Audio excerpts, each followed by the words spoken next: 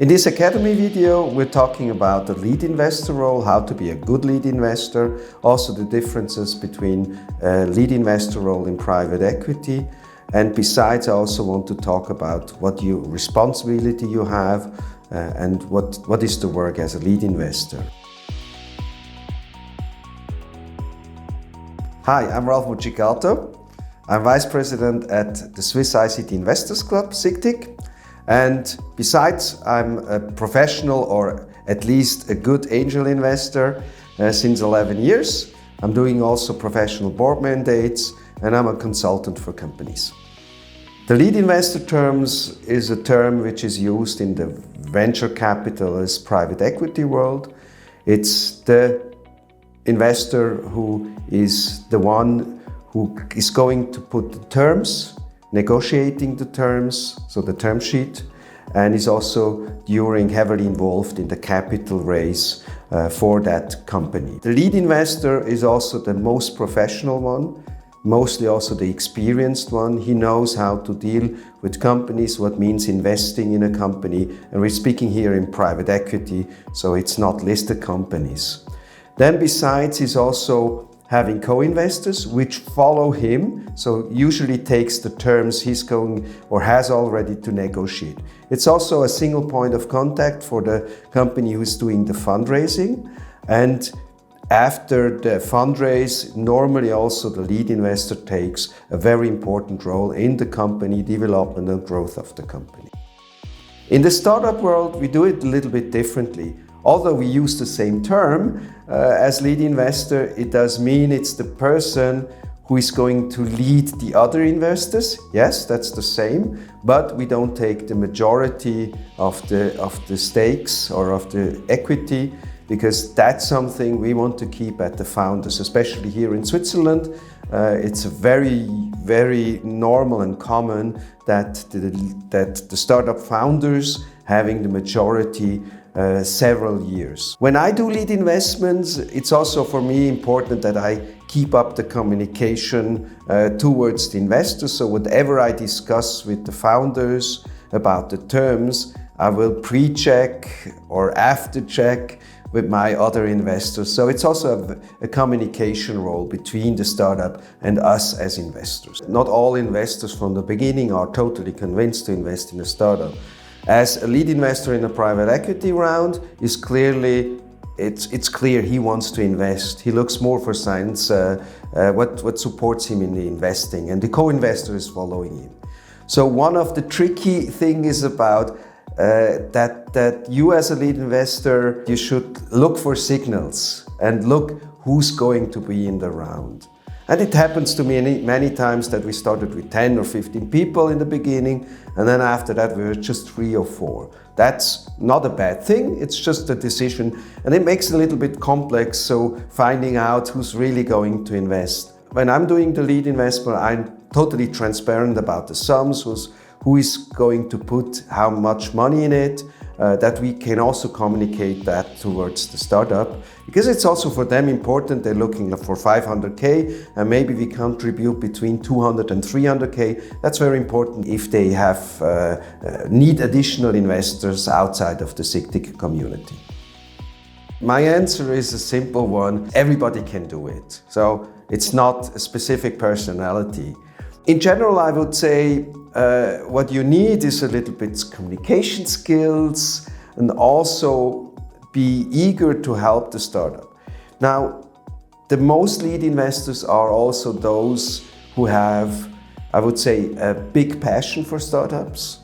They want to do that with the startups. They respect the team, they have some positive signals to them, and that's also important for the other investors. Finally, the startup should decides which person we trust the most and which person we speak, because that also makes the round more possible, more happen.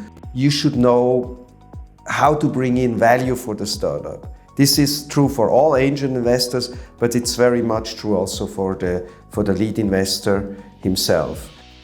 There's 2 types of lead investors. Ones who has spent more time, who's representing the other investors, maybe in the board or as an advisor. Not all the investors can be on the board, not all investors can be advisors. I distinguish between two phases. We have the phase one, that's the fundraising phase. As a lead investor, you are the person who speaks mostly with the startup. You coordinate the meetings, you look that the meetings are going to happen, that everybody is involved. This is an organizational part. Then in addition, we have to pre-discuss the terms, what we want from the startup, if there's no term sheet available. If there is a term sheet available, for sure, we're going to check that and make additional comments. For that, we need also the due diligence. The due diligence, and I personally do this as a task for everybody. So I just split the task and gives task to all the members of the community or of the investors who's going to invest, that everybody takes a part of the due diligence. It's very important that everybody does that, because I cannot take the responsibility for that as a lead investor. Then when we have the terms, communication, maybe we have some negotiations with the startup, I normally go back to the people, ask them additional terms, or are you satisfied with the solution we have now in place? And then there's maybe not the discussions until we have that finished. The second phase is the phase where we work with the startup. If we have enough capital stake, then we can propose a board member or at least an advisor. And then starts the real work with the startup. We're coaching the startup to be really successful.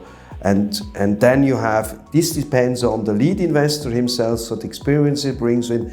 Does he have a network in that related business area? Does he know people maybe who can force the workforce of the startup? There's many things to help at that phase. If you are a board member, we do that as a board member in a 2-month period. We do the board meetings, that's good. We even have angel investors or lead investors who are almost in a weekly contact with the startup. As a summary, how much time I spend with the startups, my thumb rule is at least 1 day a month as a lead investor, when everything is running smoothly and the team is very experienced, and up to 1 to 2 days a week, but it should not last longer than some weeks, because as a startup investor, you should not get operational. That's the work of the founders. People are frightened about this. Is there a legal consequence when you are a lead investor? We are more the coordinator, the one who takes more time with the startup, and that means no legal obligations. As a board member you have, but that's true for all the board member mandates you have, but as a legal obligations, no. SICTIC needs more lead investors. So I encourage everybody to take over this role. And how to become it? First, we have help from other lead investors. We have our board. Most of them are very experienced lead investors. A soft entry into lead investor, as I'm doing it, I have done over 10 rounds as a lead investor, is to start to coordinate in the first phase, in the fundraising phase, where you afterwards can decide if you want to spend more time. I would say it's really good time to spend with startups. That makes us as angel investors and not investors alone. And for me, it's also motivation to help good teams to getting better. And hopefully I'm a little part of the success. And as a lead investor, you have a little bit more part of the success, and that's worth it.